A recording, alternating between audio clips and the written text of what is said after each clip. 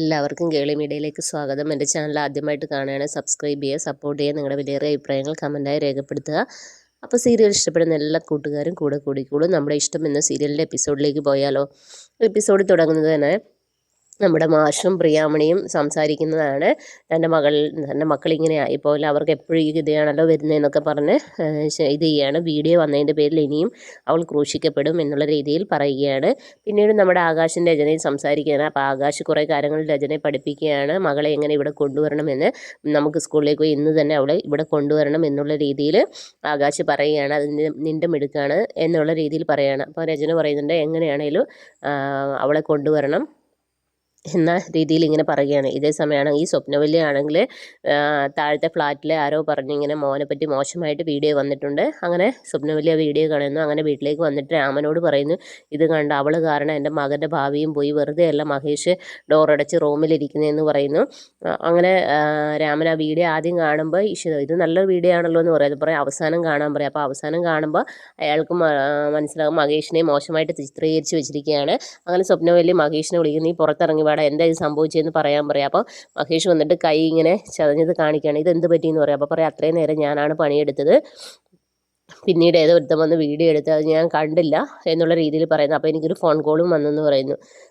അപ്പോൾ ഇഷിതയെ അങ്ങോട്ടേക്ക് വരുന്നു. അപ്പോൾ ഇഷിതയെ പറ്റി മോശമായി സ്വപ്നവല്ലി പറയുന്നത്, നീ എൻ്റെ മകന് ജീവിക്കാൻ സമ്മതിക്കത്തില്ലല്ലേ, നീ കാരണം ഇതെല്ലാം ഉണ്ടായെന്നൊക്കെ പറയാം. അപ്പോൾ ഇഷിത പറയും, അത്രയും നേരം മഹേഷാണ് ഈ ജോലി ചെയ്തത്, വീഡിയോ എടുക്കുന്ന ആളോട് ഞാൻ വീഡിയോ എടുക്കരുതെന്ന് പറയുന്നുണ്ട്, പക്ഷേ അയാളൊന്നും ശ്രദ്ധിച്ചില്ല എന്നുള്ള രീതിയിൽ പറയുകയാണ്.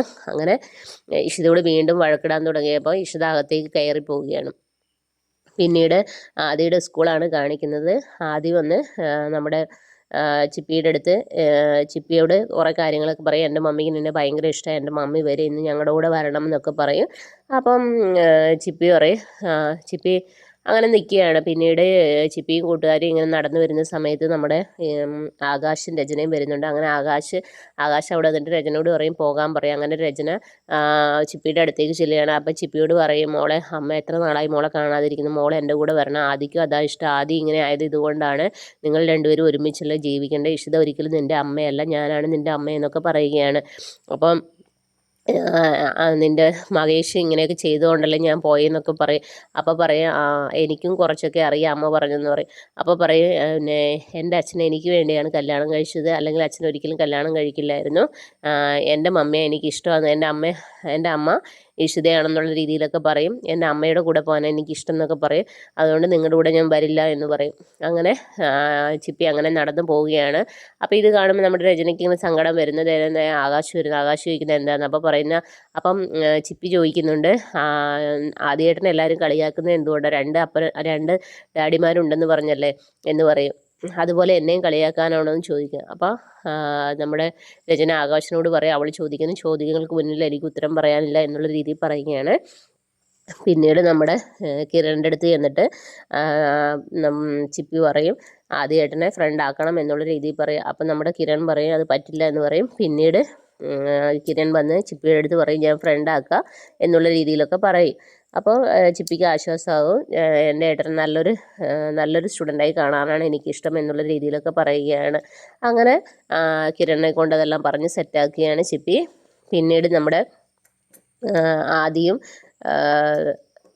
ചിപ്പിയും കൂടെ സംസാരിച്ചുകൊണ്ടിരിക്കുന്ന സമയത്ത് ആദി പറയും, ഇന്ന് ഞങ്ങളുടെ കൂടെ വീട്ടിലേക്ക് വരണം എന്നുള്ള രീതിയിൽ പറയും. അപ്പോൾ പറയും, എൻ്റെ മമ്മി വരും എന്നെ കൂട്ടാൻ പറയും. നിൻ്റെ മമ്മി അല്ലല്ലോ, നിൻ്റെ അമ്മ വരും എന്നുള്ള രീതിയിൽ പറയാം. അപ്പോൾ ആദ്യം രചനയാണ് വരുന്നത്. അപ്പോൾ രചന അടുത്ത് വന്നിരുന്നിട്ട് ചിപ്പിയോട് ഇങ്ങനെ സംസാരിക്കുകയാണ്. അപ്പോൾ ചിപ്പിയോട് പറയും, ഞങ്ങളുടെ കൂടെ വരാൻ പറയും.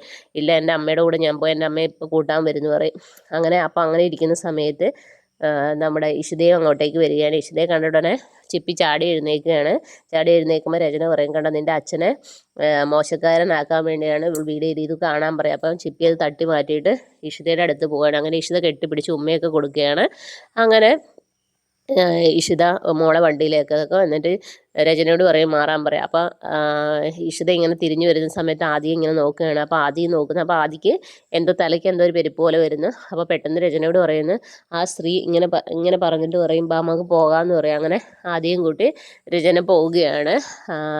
ഇങ്ങനെയാണ് എപ്പിസോഡ് അവസാനിക്കുന്നത്. നാളത്തെ എപ്പിസോഡിൽ എന്ന് പറയുന്നത് നമ്മുടെ കൈലാസ് സുചിത്രയുടെയും നമ്മുടെ വിനോദിൻ്റെയും ഗ്രഹനില നോക്കിയിട്ട് അതിൽ മാറ്റങ്ങൾ വരുത്തുകയാണ്. അവർ തമ്മിൽ കല്യാണം കഴിച്ച് 6 മാസത്തിനുള്ളിൽ മരിക്കും എന്നുള്ള രീതിയിലൊക്കെ വരുത്തി തീർക്കുകയാണ്.